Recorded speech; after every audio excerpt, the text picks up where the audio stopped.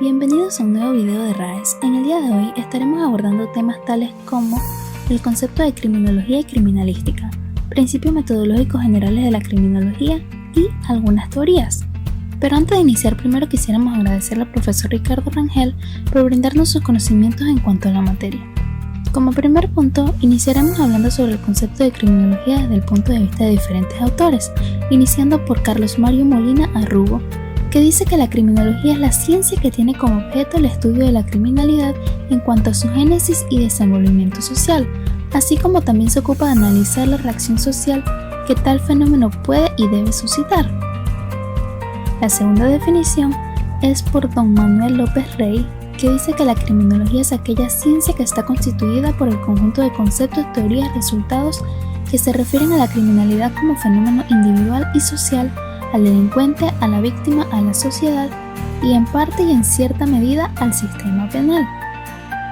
Analizando estos dos conceptos, podemos concluir que la criminología es aquella ciencia que estudia no solo las causas del delito, el delincuente y la víctima, sino que también se encarga de estudiar todo lo relacionado a su entorno social con el fin de poder encontrar mecanismos de prevención.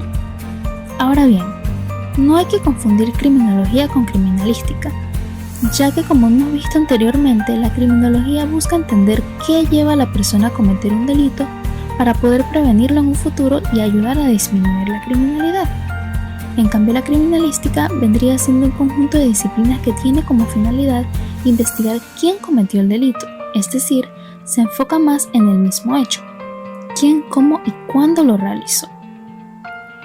En cuanto a la metodología, se podría decir que la criminología se basa en 5 principios metodológicos generales. El primero vendría siendo la realidad como proceso. Es importante entender la realidad como un proceso, es decir, que nada se mantiene de la misma forma por siempre, ya que todo está en constante cambio. 2.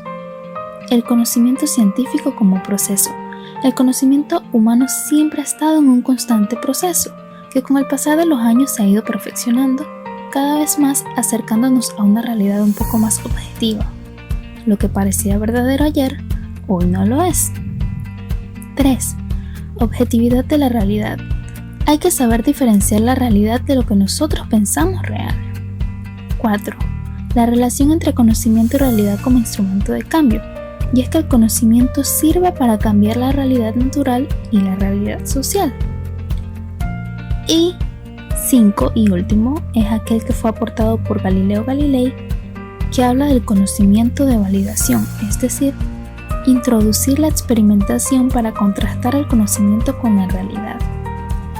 Ahora, como ya sabemos que la criminología busca responder el por qué se cometen los delitos, es momento de hablar sobre una variedad de teorías que intentan responder esa incógnita, empezando por la teoría biológica de César Lombroso. Pero ustedes se preguntarán, ¿quién es César Lombroso? Bueno, César Lombroso era un criminólogo y médico italiano, considerado hoy en día como el padre de la criminología por sus postulados más importantes, los cuales estaremos analizando a continuación. El primero vendría siendo la regresión atávica o primitivismo y sus rasgos externos. Cuando Lombroso comienza a investigar al delincuente, él concluye que el delincuente es producto del atavismo. Esto quiere decir que el hombre regresa a su estado natural, su estado salvaje. Cabe recalcar que para que Lombroso llegara a esta conclusión, él seleccionó un grupo de aproximadamente 2.500 reos para estudiarlos y de ese estudio concluyó que todos tenían rasgos físicos y psicológicos que los diferenciaban de las demás personas. Algunos de esos rasgos físicos serían los siguientes: pómulos prominentes y separados, labios gruesos, orejas en forma de asa, mandíbula ancha, estatura y peso mayor al de las demás personas. Algunos rasgos psicológicos vendrían siendo insensibilidad moral, morbosidad, crueldad, desprecio por la vida propia y ajena y vanidad. El segundo postulado habla de la epilepsia, y es que para Lombroso el hecho de ser epiléptico te convertía en un delincuente, y no en un delincuente cualquiera, sino en uno de los más peligrosos, ya que eran homicidas violentos que una vez realizaban el hecho, quedaban tranquilos sin remordimiento alguno. Además tenían más tendencia al suicidio. 3. Tipología. Lombroso crea una clasificación para los delincuentes, empezando por los delincuentes natos, que son aquellos que nacen siendo delincuentes. Los delincuentes locomoral, que su conducta delictiva es producto de anomalías psíquicas. Delincuente ocasional, que son aquellos que se dedican a delinquir pero bajo situaciones extremas. El delincuente loco, el cual tiene su propia clasificación, ya que él lo dividió en alcohólicos, histéricos y los matoides. El delincuente pasional, que era aquel que no podía controlar sus emociones y por ende terminaba delinquiendo. Y el delincuente habitual, que era aquel delincuente que obraba por una tendencia adquirida. El cuarto postulado del hombroso vendría siendo la delincuencia de la mujer, y es que para el hombroso la mujer no podía delinquir como lo hacía el hombre, ya que anatómicamente era inferior al mismo, es decir, tenía menos peso, menos estatura, entre muchas otras diferencias. Por ende la comparaba a un infante y decía que su única forma de delinquir era a través de la prostitución. Muchos se preguntarán, ¿de dónde proviene la conducta criminal? ¿Se puede saber quién es o será un criminal?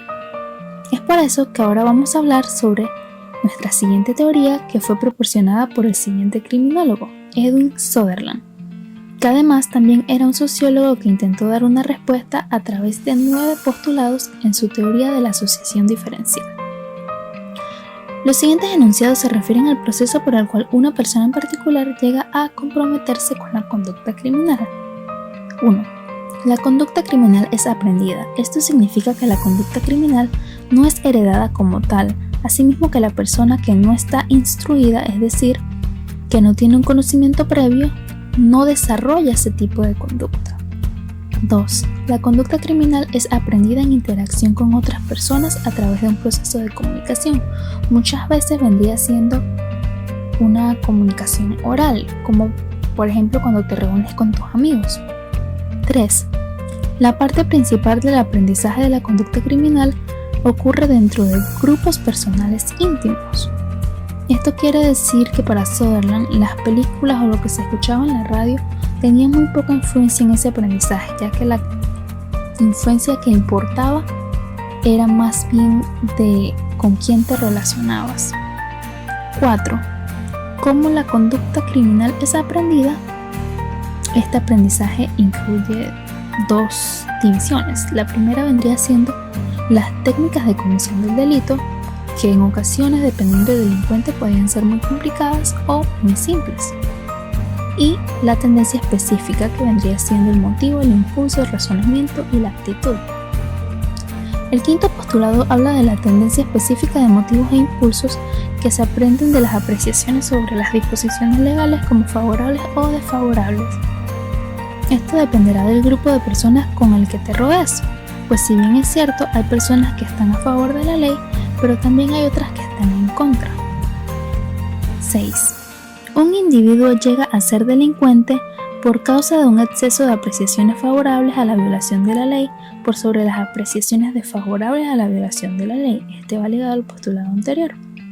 Postulado 7.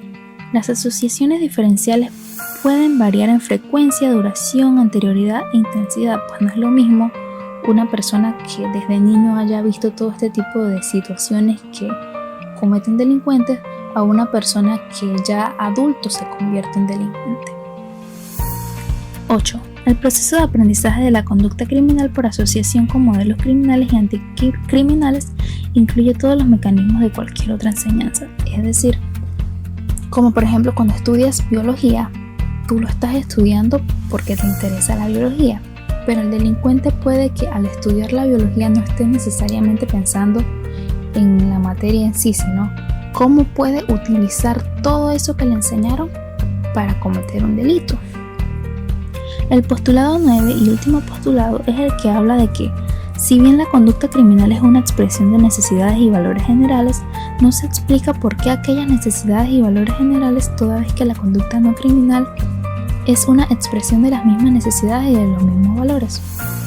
A lo que se refiere Sutherland con esto es que muchas veces las personas también no era que nacían siendo delincuentes o que dependía de con quién se relacionaban, sino que también influía mucho la necesidad de la persona, pues muchas veces no tenían que llevarle de comer a sus hijos o tenían muchas deudas y no podían pagarlas, entonces eso los llevaba a delinquir. Al llegar a estos mecanismos y procesos abstractos, la conducta criminal debe ser precisamente definida y cuidadosamente diferenciada de la conducta no criminal. El problema en criminología es explicar la criminalidad de la conducta, no la conducta como tal. Muchas gracias por ver nuestro video, espero te haya gustado, no olvides seguirnos en nuestras redes sociales.